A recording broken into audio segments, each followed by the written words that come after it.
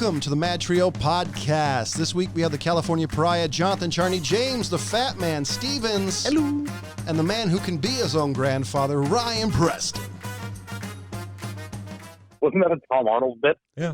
I think it was. I think he did a song called I'm My Own Grandpa. Yeah. I remember when I was a kid. So this... Remember when Tom Arnold was funny? No, actually. Come on, True Lies, get the fuck out of here.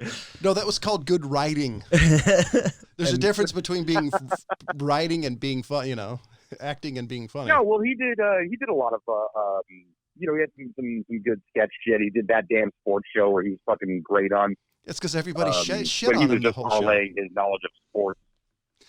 Every time I watched it, everybody was shitting on him the entire time. It was more or less he was the comic foil. Well, large. he basically is a comic foil. If not for his own personal proclivities, the whole Roseanne situation, being the sort of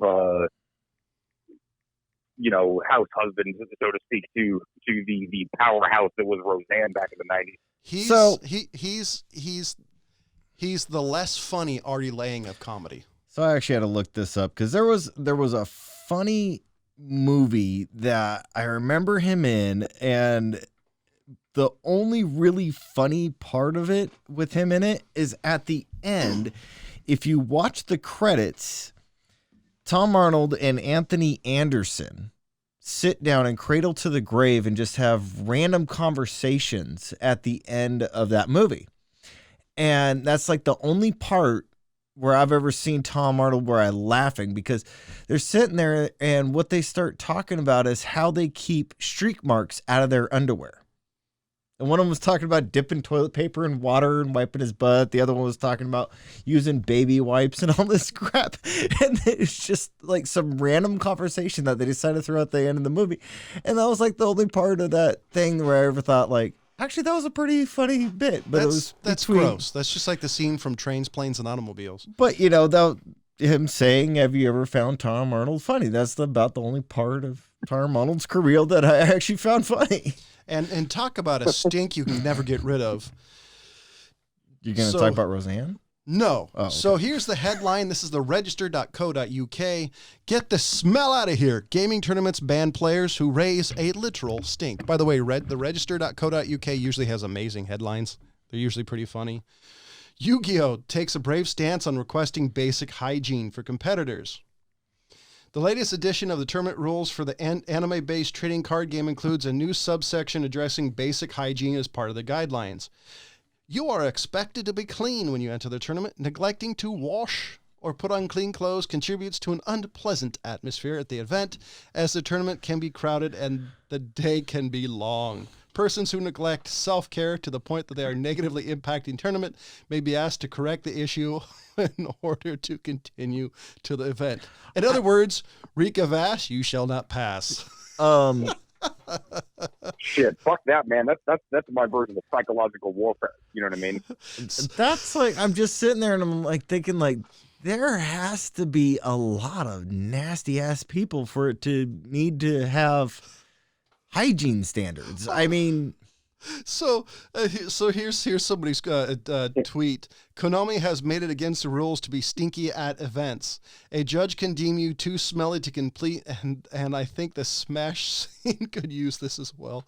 I think this is hilarious. The fact that, the typical, and the article says this, the typical nerdy thing about the smelly dude who lived in his parents' basement now has to be the fairly pleasant smelling dude who lives in the parents' basement.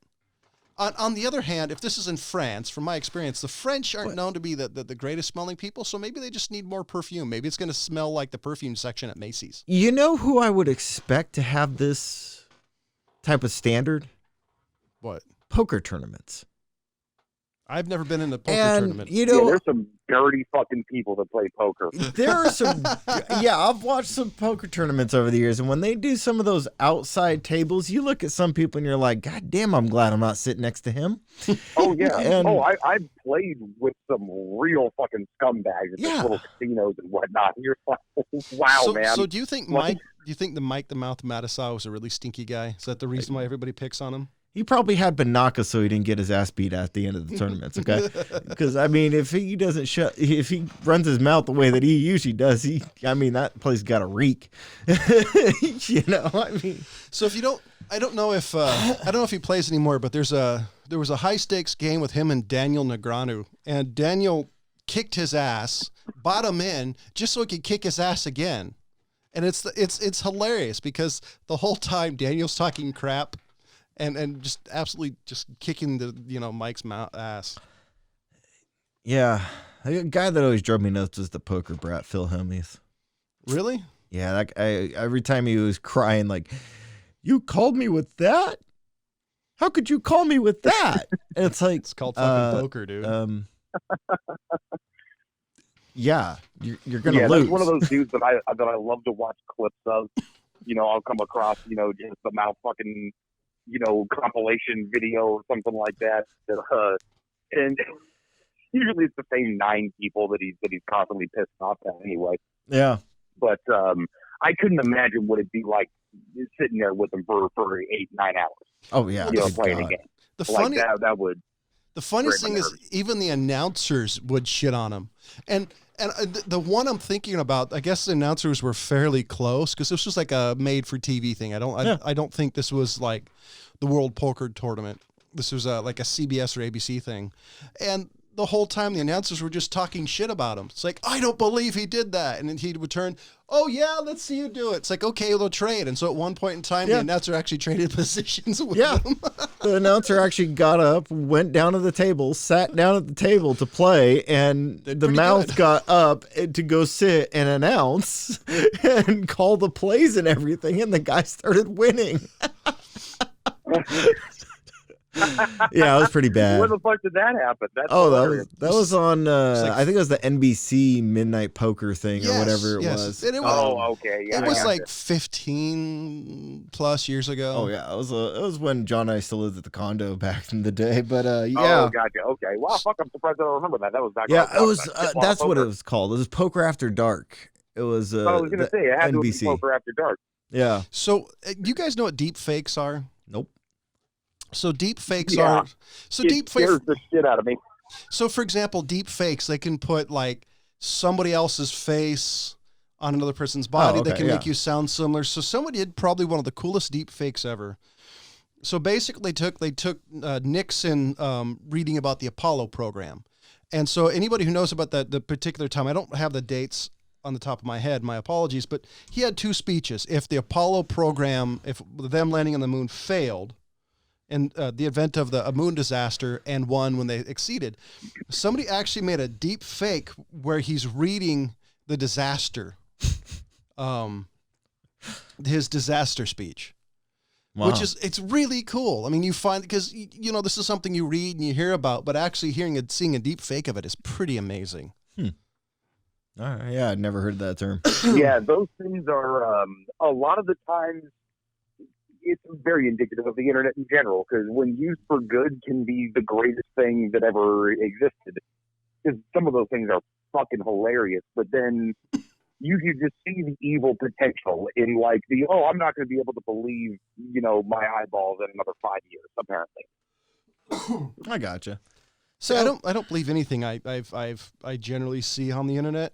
The only thing I believe that I see on the internet is one of my favorite drummers. I'm not a big fan of the band, but Taylor Hawkins from the Foo Fighters seems to be a hilarious guy.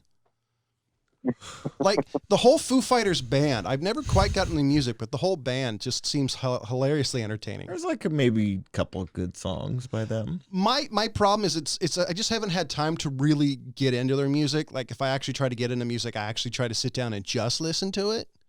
Because otherwise I'm like, doing dishes and listening to music, working and doing the dishes. If I ever sit down and actually just listen to the music, I start listening to the lyrics. And once I start listening to the lyrics, then I'm back on the whole thing of this is like bullshit written crap. I mean, hands off to Tom Petty for being one of the greatest songwriters out there. Elton John being another great songwriter. Dolly Parton. But there's a few that I can go on listing, but how many shit and idiotic songwriters are out there is mind-boggling.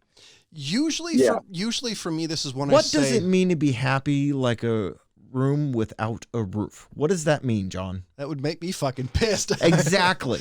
Like, Okay. wait. See, that's what I'm talking about. I mean, I can list song after song after Well, song. like usually for me, it's anything pop or rap past a certain age. Like newer rap, I don't get because it's all about monies and hoes, and it's just like, okay, none of that would make me happy. And the pop's just ridiculous. Yeah, but I mean, like, that's the thing is, like, if I sit down and actually listen to lyrics of a song, you know, like, I probably am just going to get annoyed and not like that song anymore. I mean, like, literally, like, if I listen to Queen, I mean, like, there's a lot of great lyrics in there. If I listen to, you know, there's a lot of great songwriters, but there's a lot of shitty, dumbass songwriters. And also, I got to say, there are Bicycle? about 5 or 6 Tom Petty songs that are really stupid. But even Bicycle, I mean, like, literally, that was like one line that they just did over and over again. But I mean, it's like, it's not that bad of a song compared to some of these other ones. Like go look up, what is it? It's Standing on a Dance Floor All Alone or something like that. That's a country song.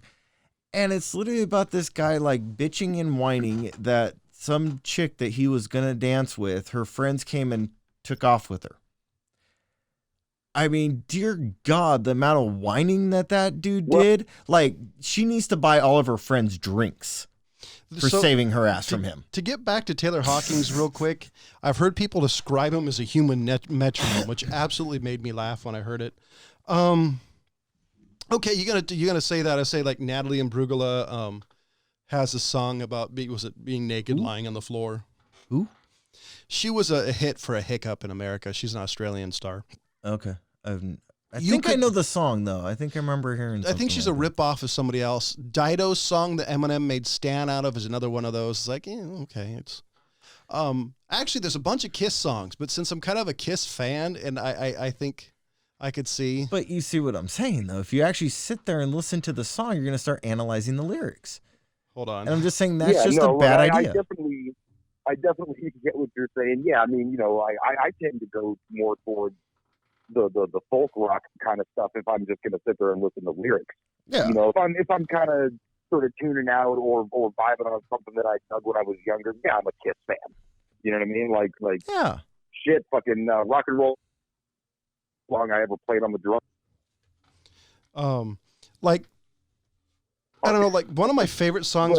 One of my favorite songs by Kiss. I still think it's ridiculous, even though the lyrics aren't stupid crazy. But if you take "I Was Made for Loving You," it actually has in the lyrics, yeah, do, and it's like, you know, the first. It's like 1, 2, 3. It's the first 4 actual like stanzas or lines, and it says, "Tonight I want to give it all to you in the darkness. There's so much I want to do, and tonight I want to lay it at your feet. Because, girl, I was made for loving you." I mean, it's just a bad pickup line. Well, of course, it's Kiss, so that actually fits. So at the restaurant I'm at, they stick look, Pandora. You can tell what they're trying to serve when they're making the song. Like, all right, this is about the music, and we're just throwing some lyrics to get us to the end. Well, there you go. You know, versus this is about the lyrics, and I don't even need to like play anything hardly. So perfect example, "Shine On You Crazy Diamond." I mean, like 95% of that song is just instrumental. I actually like the lyrics, though, oddly enough. But I said this to somebody recently because we have Pandora on a loop at work a lot, and we'll just switch the stations. And there was a young kid, about 22, working, and I was just kind of like making fun of one of the songs, and he starts laughing at me, and I'm like, no, dude, like that's like the whole thing is they're just making sounds. And I said 80% of pop songs, 80% of the song is just sounds and noises. They're not actually saying words. It's bum bum ba, whatever the fuck they're gonna do, but you know, it's like not actually a word. they're just making sounds out of their blowhole. Yeah, exactly. And he starts busting up laughing, and he comes up to me like a week later and he goes, "You're right. Like most of these songs literally are them just making vocal noises. They're not actually saying anything." Oh God, what was it? There's an artist. They never had a big hit until one of their songs had the bop, bop. No, there was a section that went like, you know, like Ryan has a crush on the Hanson girls. He loves. Say what you will, that's a good pop song. He really loves the female drummer in Hanson. God, there's an ancient joke. God, they all have kids now. How old do you feel? Oh God. Well, considering I remember the '80s and some of the people I've had conversations with on a somewhat frequent basis were, they don't. Like Ronald Reagan was just an old guy. He was old when he was even a governor. This is true. I mean, Jesus. Like far as the pop song, they had like I forgot exactly, like they go the do do do do, like I Was Made for Loving You has Okay. the. There's a lot of songs that I'm saying that like they'd have the do do do do do whatever. It's filler. It's like when a comedian goes, "How's everybody going?" They just don't have a lot of crap to talk about. Yeah. Well, look, I mean, it's not like that was anything necessarily new. Look, not to defend shitty music at all, but there was Bullshit. the doo-wop age, Yeah. and then also the 50s. Just general pop music was a lot of that. And I'm not going to think of it. Well, there was the skiffle, But kind of shit, which is, I mean, it was all made for dancing. But that was was the prime directive of the song. But let's But that go was- even way wait, back. hold on. Scat. I want to say, but that was actually part of doo-wop. Was that doo-wop? That was actually part of the music. Pop songs generally is just pop is generally generic crap. That they'll do whatever they can to get a hit. Versus doo-wop, actually, that was part of the barrier to entry. I can always tell intent when I'm listening to a song. You know what I mean? All right, was this meant to be about the music and then have this sort of handful of lyrics to imply a theme? Is this about the lyrics? Is it about the poetry, the simile, the metaphor? Is it just kind of black and white? Hey, this is how I feel. I can do that math. You know what I mean? And then there's the math of, oh, this person just figured out a sound that people are into, had somebody produce the shit out of it, and mumble some stuff along with it. Like some what was it, trance music, house music? There's one of those techno music that's literally, I'm pretty sure it's just some drunk dude somewhere or some high dude making weird sounds. But if we go back, I mean, there was that music's made for drugs. There was a big thing in the 1930s and 40s in swing music called scat, and that was a lot of them just doing doobla, whatever. It's hard for me to do. I haven't heard any of it in a long time, but that was a full-on swing style of singing. And there were guys that were really good at it, and there was people that really sucked it. And it's actually spelled S-C-A-T, not K-A-T. Like Scatman Crothers. But not to be confused with the scat that you find from shit of animals. So if you guys aren't familiar with it, one of the most famous guys at it is Cab Calloway. Yeah. A lot of his songs. Cab Calloway, Louis Armstrong.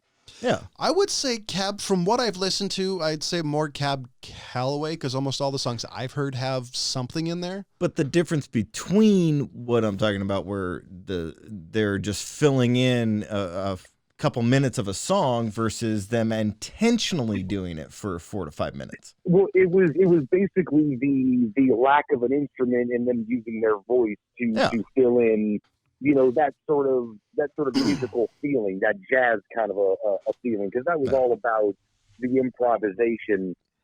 What was not being played as much as what was being played.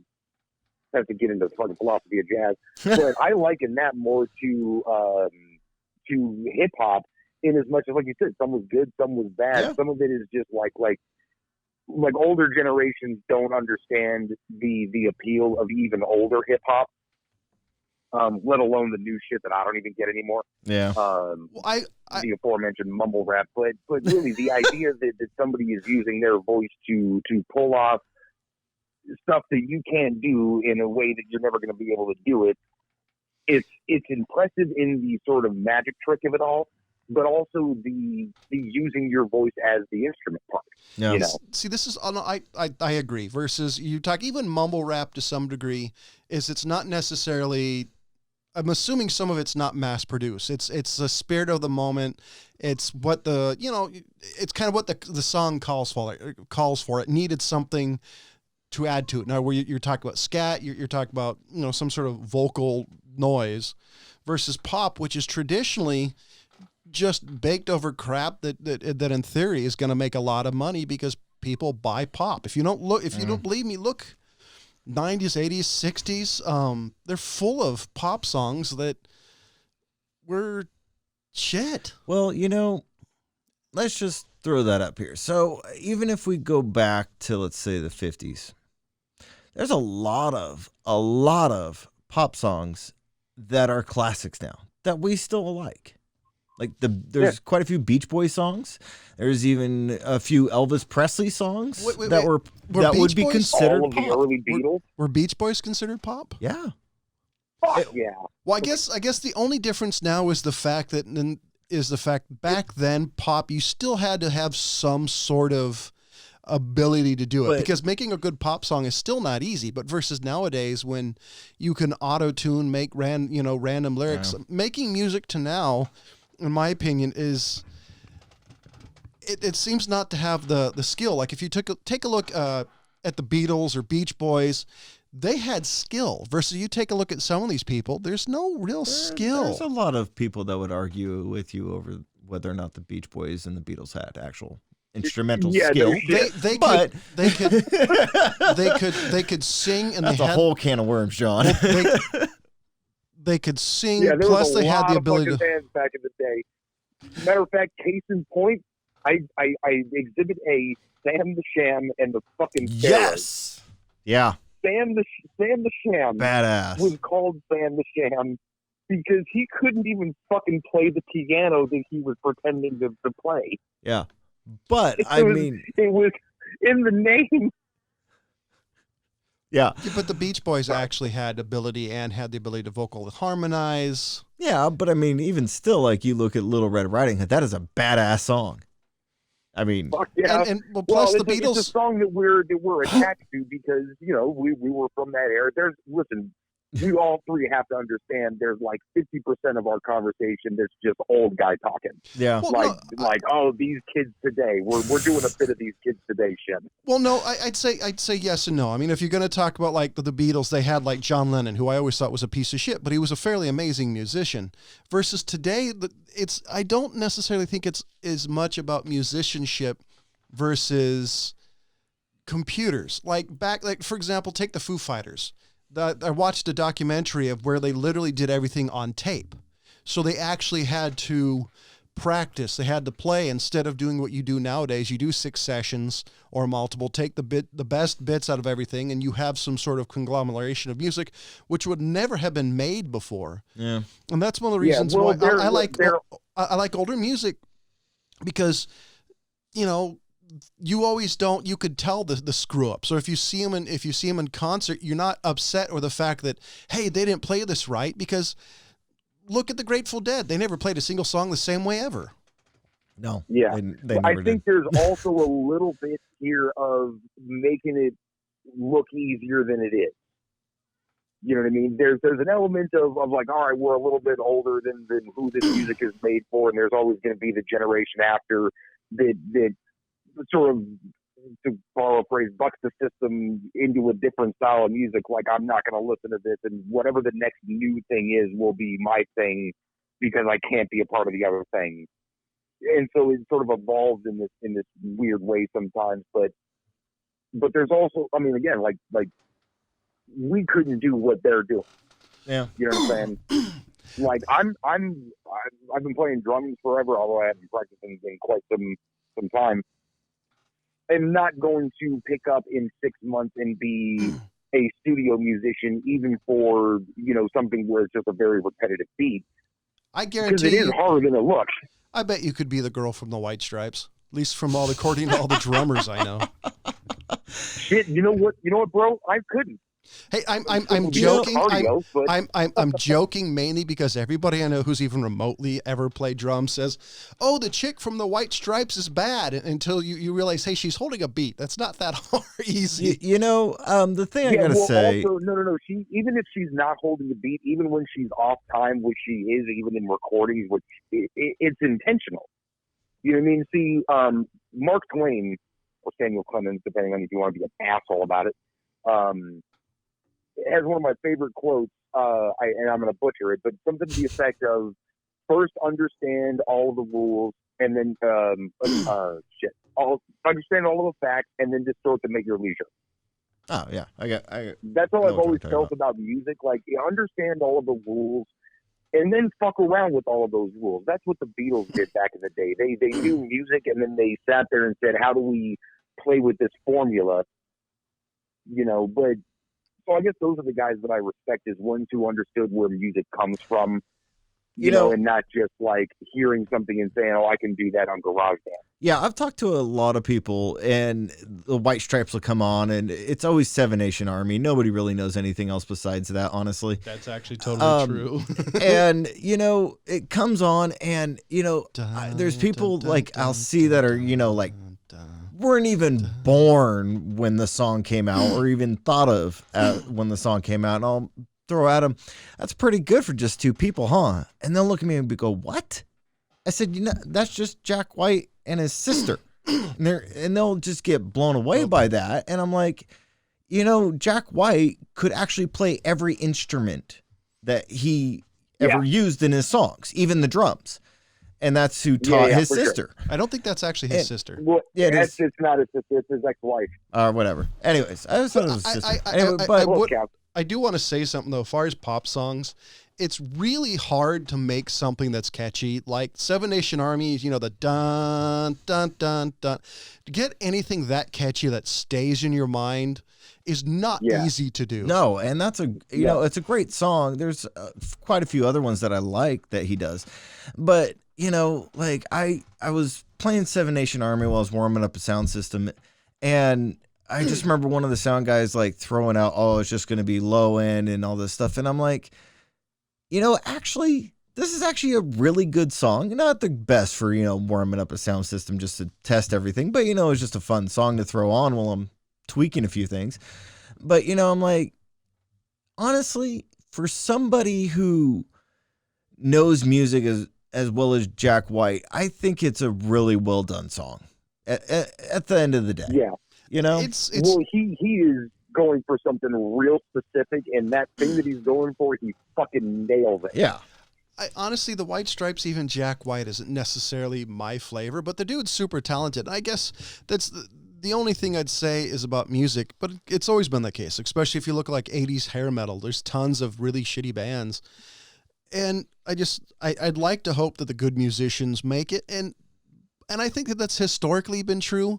Like, if you look at the pop princesses, if you take a look like Britney Spears if you take a look at Britney Spears and Christina Aguilera, Christina Aguilera has an amazing vocal talent.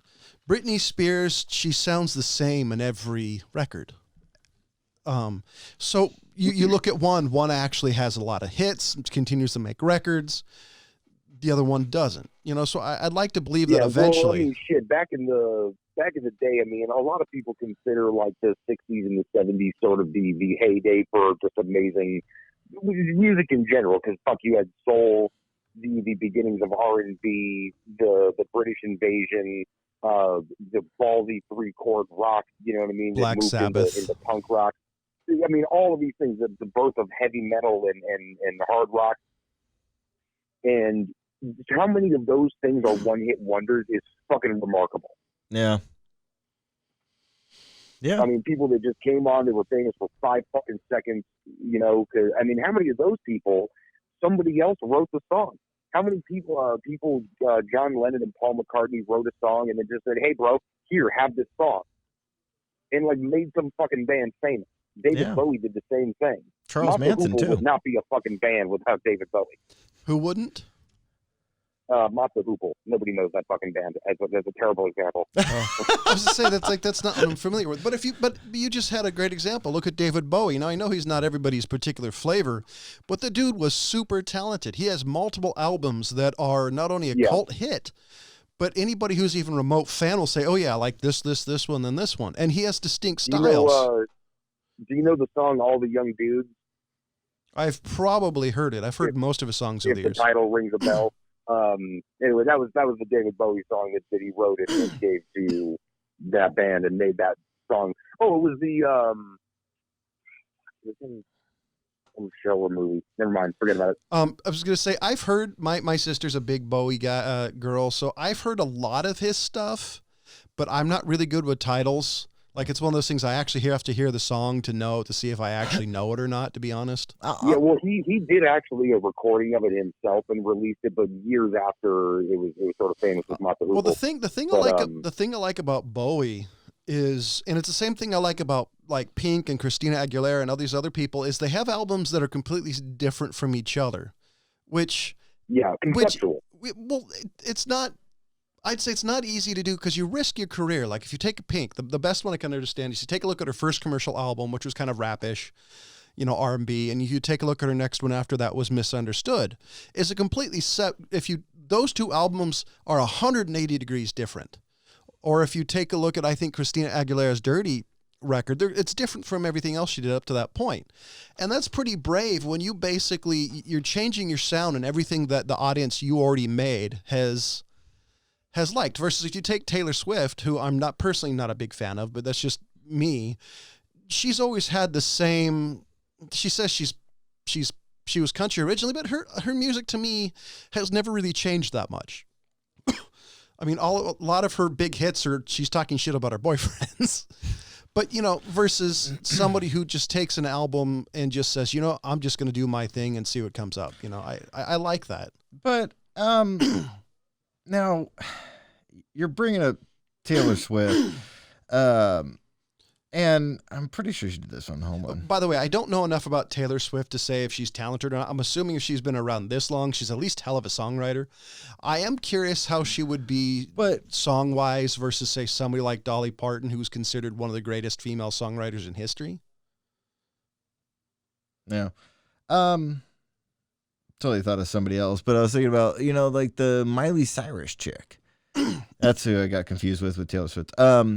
They're all all of them kind of came out at the same time. They're all like the same, but her Jolene though, it's amazing, is way better than anything she's ever done. See, this is even Parton joined her up on that one, and that was really good song. This is the thing that kind of nobody. I would argue that she's not a great singer, and an amazing performer. A lot of people just start getting mad initially, which usually is because they're not writing the songs. You know what I mean? It's like, oh, this is just a pop song that was written and making this person famous, and it doesn't have the singer songwriter earned it sort of feeling to it. It feels like you could have just picked out any person from a singing studio and done that to it. There's a Simpson episodes about that. But I do want to say something though. If it sounds like I'm shitting on anybody, I don't mean it to be.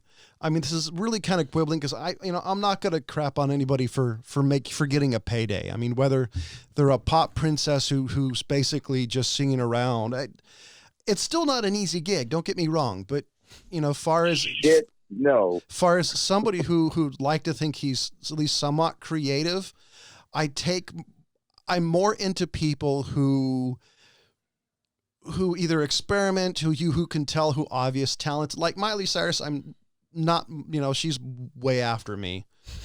But you can see she's talented. She has, and her version of Jolene, if you take a look on YouTube, there's a version of Jolene. She's wearing some sort of like white shirt, and her raspiness of her voice fits that song like a fucking T. Yeah.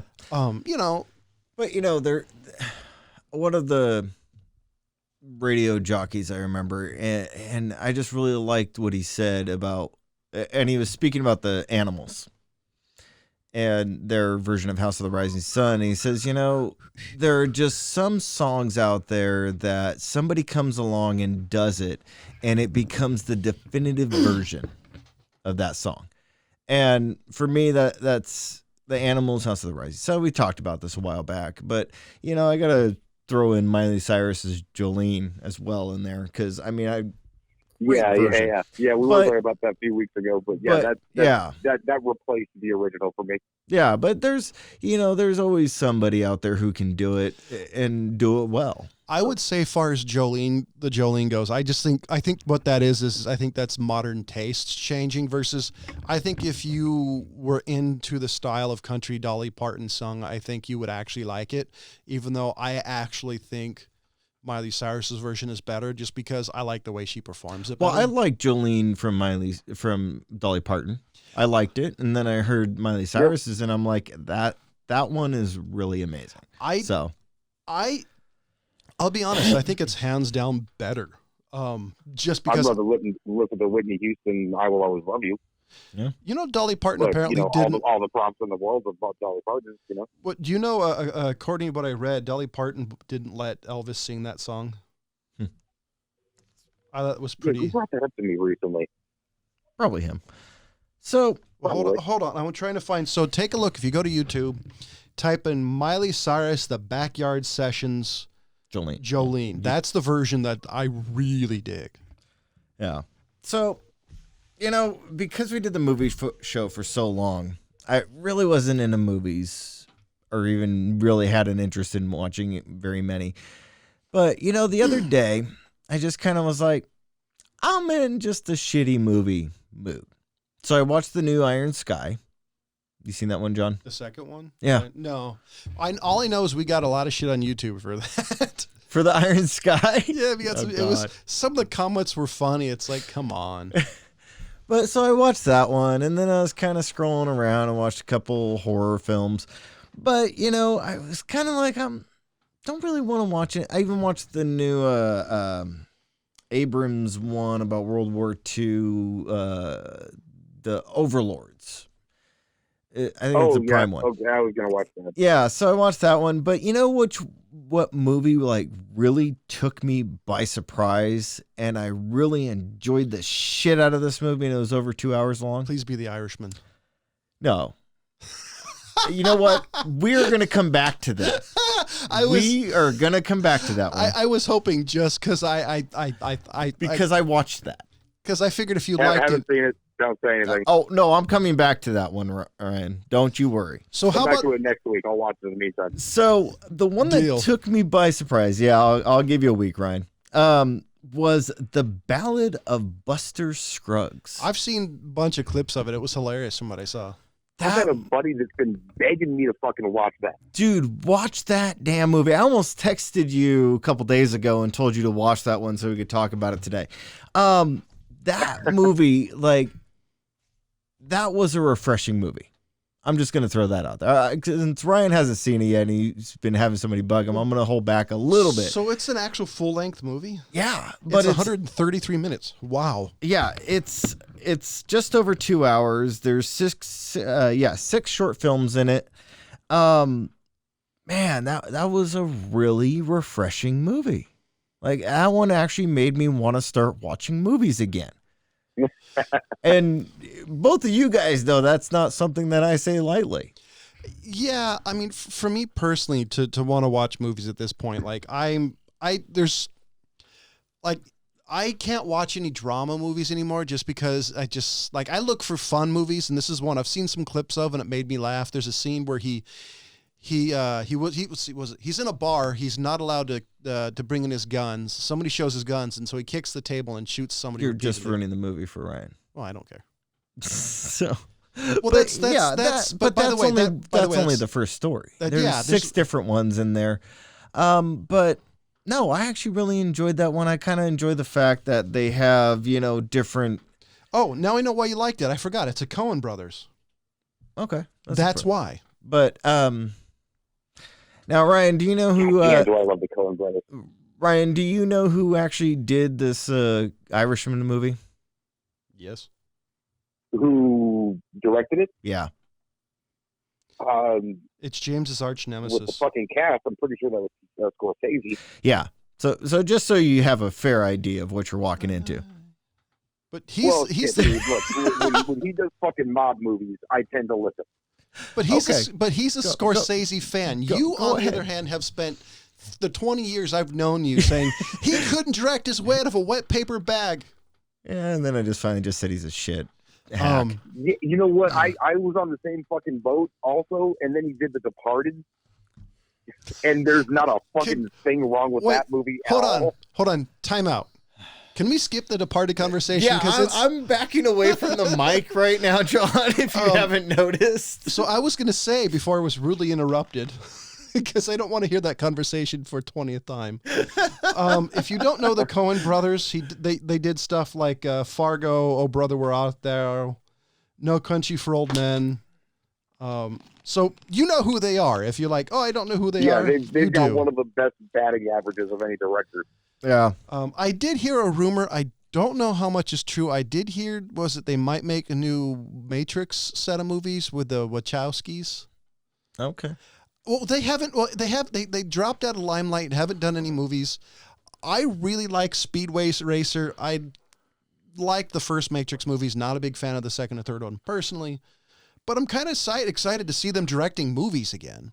Yeah. Well, can we agree that? And I don't know if you would.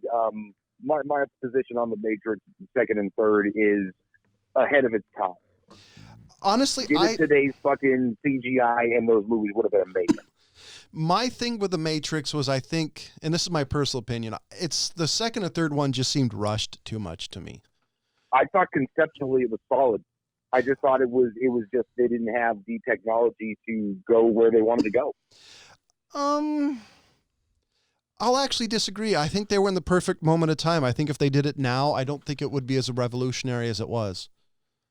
I don't think movies would be where they are now without it. The concept. Well, no, even the concept. I think if it was now, I kind of think it would be just another. I think it might have been a half-baked movie. No. What I'm saying is, you take conceptually those movies then at that time, and you give them 2019 CGI. That's what killed those movies. Everybody's fucking. It turned into a cartoon all of a sudden. Yeah, there were parts that are pretty cartoony. I don't. But aside from that, the story I believe is one of the more solid fucking trilogy stories ever. The concept of the story, I think it was good, but I think if you did the same movie in 2019, I don't think it would be as good. Matter of fact, I think it might have been passed over. I think that you're saying that because of what the Matrix did. The Matrix introduced again that whole concept, which if nobody knew about because those movies didn't exist then, they'd be finding out about now because of that movie. More of the fact, I think the Matrix was a product of its time. And I think if you made it now, it would be a product out of time. I just don't think it would be good. Because if you take a look at all the movies that are out now and the way the Matrix wasn't a guaranteed smash hit. And nowadays, if you take a look what's happening, everything's going to be a smash hit. I don't think it would be as good because it may not have gotten the theater reception, which I actually think it needed. I think if you put it on Netflix and released it today, I don't think it would be as big. I think the reason why it was so big, because not only was it so revolutionary and the story actually had some meat behind it, but because you actually had to go to the theater and see it. So you still had that communal experience, which you don't get a lot nowadays, especially now that everybody does big tentpole movies, aka Disney. But my opinion. I think what you have today, how those movies would be different with the technology that's available today, the concept would hold up at any time. Because it is still a mind-blowing fucking thing, you know what I mean? If you're sort of unaware of the theory of the singularity, you know what I mean? That we're living in a simulation and all of that, and oh shit, you know, them sort of adding the Jesus sort of fucking side to it of everything. But a lot of movies have done that. Star Wars basically made up fucking $10 billion on it. I forgot they did Jupiter Ascending. That was the one with That's the one. Channing Tatum. I was thinking they did like Atlas Shrugged or something. No, I don't remember Jupiter Ascending getting a really good reception. But I don't remember. I remember wanting to see it. Oh, and they also did Sense8, which was that weird TV show we did in Real Flicks. Yeah. I like that one. I'm just excited to see them. I'm excited to see any filmmaker, whether I like them or not, kind of doing their thing, because I'd like to see I would like to see people succeeding, just because nowadays with everything being big, Marvel movies, big Marvel movies, or if you want actually good movies, you go to Netflix, Amazon, or Hulu, or something like that. Yeah, and I'll tell you what, lately, for whatever reason, well, I know the exact reason, I've been getting back into what probably Martin Scorsese would refer to as cinema. All of his shit talking. I don't know if were you guys aware of that whole thing? People were like upset at him that he called the Marvel movies not cinema. Which, by the way, is kind of Tarantino's thing about digital, which I still kind of agree with. So no, look, I was gonna say I know what he means. Yeah. You know, I don't understand why everybody's all weird about it. I don't either. Because honestly, it's probably because he's an old white guy. Well, no, because people love fucking Iron Man movies, and they're like, how dare you not call that good cinema? And he's like, no, it's not cinema. It's not you know, like with movies about, you know, life and the human experience, and you know, you're being shown flashing colors, and I know what he means, like I said, but it's the I've same. been trying to watch, you know, more like what I would refer to as cinema also. Well, the problem is if you take a look at it before Marvel movies or the Transformers movies, there's always been these movies that it's not an experience. They're made for 12-year-old boys, and the summer blockbuster has always been a thing, but you know, all of a sudden the only thing popular is summer blockbusters. All of a sudden, it's like a summer all year long. Oh, by the way, The Witcher's coming out this month, which is something I'm looking forward to. By the way, have you guys been watching The Mandalorian? Yes. No, it's on my list of things, but I haven't had time. Yep. I'm surprised how much I like that show. Me too. By the way, if I see another... I'm really not expecting to like that show. If I see another fucking Baby Yoda meme on Facebook, Twitter... Bro, that's why I thought I wasn't going to like that show. You're on Facebook and Twitter, Ryan? No, but you can't stop seeing Baby Yoda memes. It's ridiculous. I have not seen one Baby Yoda meme. Oh, dude, I don't want to see Baby Yoda. I have not seen one Baby Yoda meme, and I don't care to see another any of them. I want to see it, but I've heard great things about it. The old guy loves it. It's one of those things that I just don't have a lot of time to watch content these days, so it's on a list. The only thing I want to say about all that, man, Gina Carano still cannot act very well. Oh shit, she's in this. Oh, you're right. This was the one that everybody was saying this is gonna this is gonna help her career. I hope it does, but man, she just doesn't get into the roles well enough. Well, honestly, I think she's kind of has the same issue that Ronda Rousey does, a little bit. It's not the fact that I don't think she can act. It's the fact she doesn't have a range. Yeah. She has one emotion, pissed off. Because, well, if you take a look she look at, for example, has never really played like a different character. Yeah, hey, you're Gina Carano. We need a Gina Carano type in this role. Yeah, well, if you take a look like Michael Ironside, or if you take a look at, Michael Ironside plays the same role. If you look at Christopher Lambert from the Highlander movies, most of his movies are the same basic character, and I don't think that at least what's been shown, she doesn't have the range. And I don't necessarily think that her fault that's a bad actor. It may be the fact it was just the role picked for her, or the director who doesn't know how to bring the best out of her. I don't know. I think it was just not a very... It's probably the writing, honestly. I really think that the role called for a Gina Carano type, and they had Gina Carano available. Does she play a Mandalorian? She wasn't previously committed. Bounty hunter. Interesting. But now hold on. Credit where credit's fucking due. Chick does some goddamn amazing stunts. She does. She really does. Yeah. She still has her she good really chops. is like balls to a wall. She's a fucking tough gal. Yeah. Yeah, but so I mean, I really like that show. I think John would like it if he just sat down and turned it on. Actually has time. I just sat down and turned it on. It is worth your time though. I pretty much go home, eat dinner, and go to bed. I have to be up super early in the morning for work. No, I get that. And plus the fact lately I've been playing a new game, so any free time I've been playing The Outer Worlds, which is a pretty fun game. Yeah, dude, I've been playing the fucking balls off that game lately. I really dug it. I'm kind of... It's weird because so it takes place in outer space. There's not a lot of different planets that I was expecting, but damn, they unlike, say, like Mass Effect, where you're just going to one spot in a planet, there's like some of these things have like 3 or 4 little landing ports that aren't exactly connected. It's pretty cool. I've been enjoying it. Yeah, and I'm really enjoying it too. It's the same guys that did Fallout New Vegas.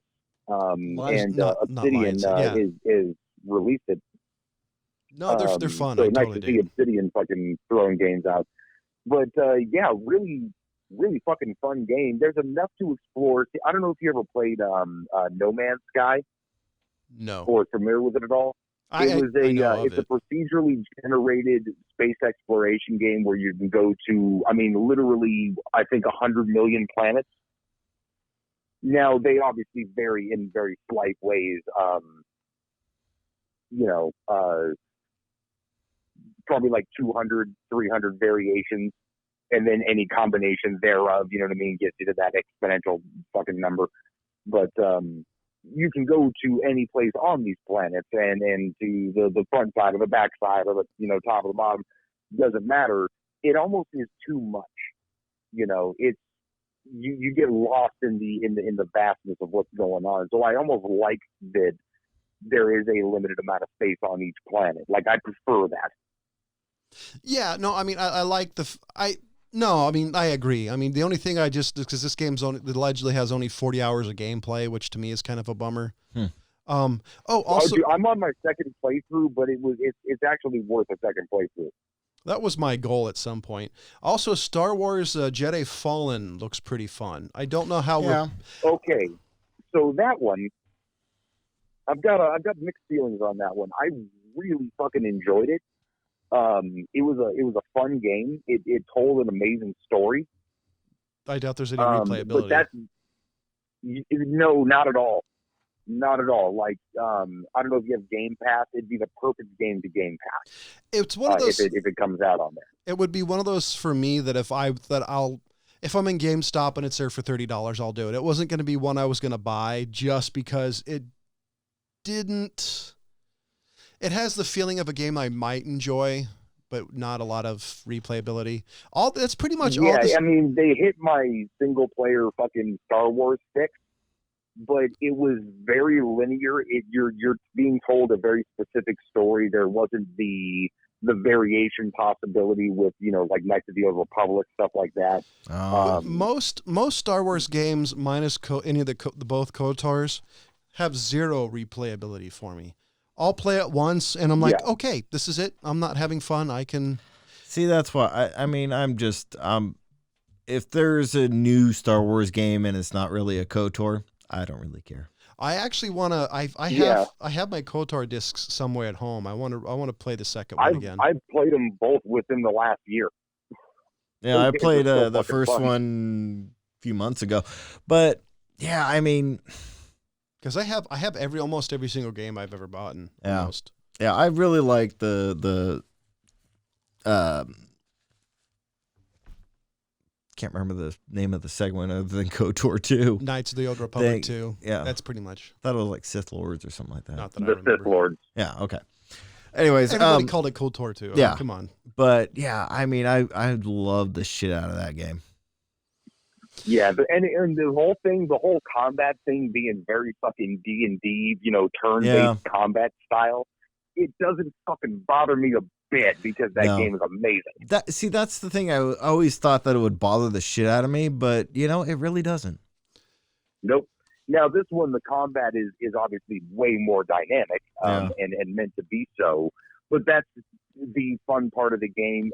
It's very reminiscent of I don't know if you guys ever played like Uncharted series or like the Tomb Raider, sort of Assassin's Creed, a lot of like puzzle solving, get from this side of the base to the other. Well, the question on this very superfluous route. What version of Tomb Raider? Because there's Tomb Raider where that's all you're doing is solving puzzles and it pisses me off, versus the newer one that has puzzles, but they're either not hard or there's other ways around it. They're not hard, usually no way around it, and quite a bit of combat in between. But now, is it like Prince of Persia? Oh, fuck. Not quite. Dude, I love the shit out of Prince of Persia. Yeah, but those puzzles got really those are pretty freaking tricky and badass though once you got them down. Yeah, but one of the most of the puzzles are pretty simple, and it's just how to get from one place to another. That's like Prince of Persia. But again, the story is fucking great. It takes place 5 years after Anakin becomes Vader. Oh, okay. Interesting. Yeah, like I said, it's on my list of things to try. Now, question: did you ever read the Darth Vader comic books, Ryan? I did not. Oh, I'll send you a link. Those are badass. You should read those. Yeah. Yeah, there's a huge gap in my Star Wars, canon fucking knowledge as far as that period of time, what happened after Revenge of the Sith. The comic books are good. Well, the issue with the comic book knowledge, your knowledge of Star Wars, is the fact Disney upended all the lore, so nobody knows it. Like, if the expanded universe has a lot of it fleshed out, the only problem is now it's legacy and it's not canon. Right, but they do have the legacy canon still listed there, Yeah, but I think they just refer to it as the legends or something like that. It's basically like, there's Star Trek and there's J.J. Abrams' Star Trek. I mean, so right now the major canon is J.J. Abrams. Well, J.J. Abrams did a really interesting thing where it actually is the same thing that the James Bond reboot did with the Casino Royale and et cetera. Is they reverse engineered it into the beginning of the show. So none of the actual show has to change, just how they got there and the prequel portion of it changed. Okay, question for you. But at the end of it, it's like they end up on the Enterprise doing their 5-year mission into space, and thus begins the adventures of Star Trek. So we're running close to the ending, and I keep hearing rumors that after the current Bond movie comes out, the next Bond will be a woman. Yay or nay?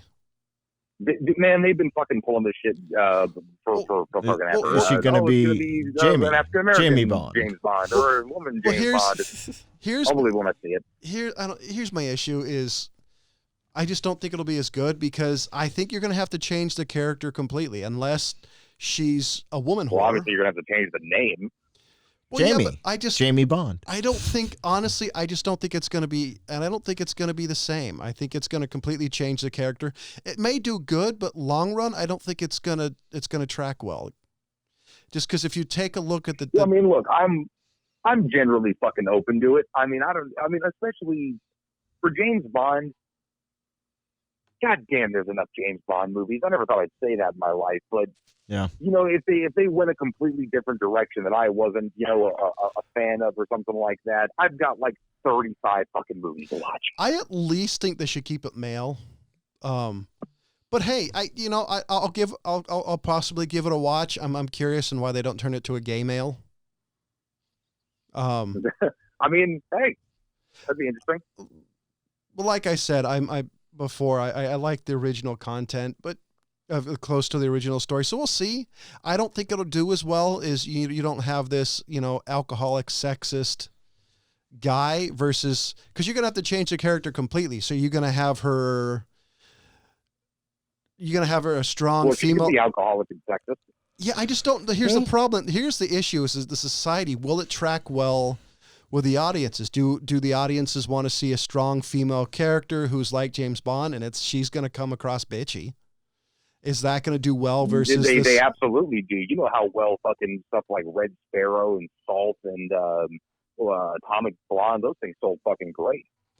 Yeah, but actually, I liked all three of those movies. But how many are like the James Bond typical archetype character? Because I don't remember Salt being like that. They all have definitely versions of that, but they're just not playing that character. I think that character could sell, and I think they would use the name because the name alone would sell a certain amount of people versus just putting out a female spy movie. Which I think there definitely is a market for, and I wouldn't necessarily appreciate them using that franchise to sell it when I think it would sell just fine on its own. Because I'm kind of curious on one, they can't call it James Bond, so they're going to call it 007? Sure. Because, it could be one of those like Men in Black 3 where just the torch is being passed along to somebody else. The code name is, he retires and, the chick who played Moneypenny takes over. So I'm just curious on the whole thing, because depending on how you do the character, she's going to come across either, okay, she's kind of suave or bitchy and whether fair or not, that type of character always seems to be a fine line, because you're either going to come across as this really suave chick or every Angelina Jolie movie.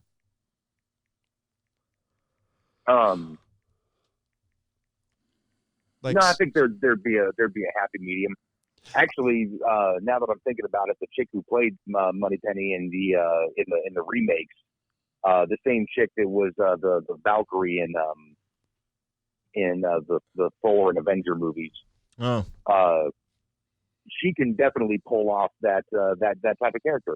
now, do you think they're going to have her be kind of the suave throwback that James Bond is, or do you think they're just going to completely reinvent the wheel? No, I think they're going to do the updated version the same way they did with Daniel Craig. You know, Daniel Craig is still an alcoholic, but he's definitely a different type of charming than your Sean Connery and Roger Moore even. Or George Lazenby. I'm really super curious in how this is going to play out, even if they do it. Yeah. Well, all you have to do is, just literally update it for the times, but you can literally do a 1-to-1 comparison of those two characters, and they'd be the same thing. Yeah. Sleeps For the with every most part. dude because, like that's how she needed to get the information or what have you. Well, so that's not going to be a problem. would the audience be okay with basically James Bond is a man whore? Would they be okay with that with a woman? Well, the only thing people wouldn't be okay with is the fucking curmudgeons who were like, he needs to be a man. Yeah. Well, That's the only people that would have a problem with it. Other than that, it's going to live or die in its own merits, like the Ghostbusters movie. I didn't have a problem with it being a bunch of chicks. It was just not as funny as do you know what my biggest problem with that movie was? Is they turned it to slapstick. If they played it serious like the original, I probably would have loved it because of the fact it's a Ghostbusters, but because it turned into Hollywood's typical. It reminded me of Flubber. Remember Flubber with Robin Williams? Yes. Like, I fucking loved the shit out of the original Absent-Minded Professor. And it was literally played for no laugh. Like they just went for, hey, what would this guy do if he was this aloof and created something this goofy? And it didn't turn into this weird Disney fucking musical with dancing Flubber. See, I liked Robin Williams' Flubber, but I didn't like Flubber because of Flubber. I liked Flubber because of Robin Williams was in it. Oh, yeah, even he couldn't fit in that movie for me. I'm super curious in how they're going to play it. And I'm not saying it's a good or bad thing. Just historically, I'm doubtful it would even happen, to be honest with you. Historically, I like stuff staying close to the original content, or like, hey, create a female spy separately. Because I'm actually surprised they didn't do that with the Bourne movies. Because they made Jeremy Renner's version, which wasn't that good. I said, why can't you make a female Bourne? That universe is so rich. I think you could do it. Well, and especially since you have the super soldier fucking thing to back up on, it could be anybody, and you can sell it. Yeah. Versus, I think James Bond. But that's my point. Is like I don't think that they would even necessarily do that unless it was just like a dying franchise that nobody watches anymore, and they had to do something to gimmick it up. See, I think other than that, why wouldn't you just put out another spy movie that's a chick?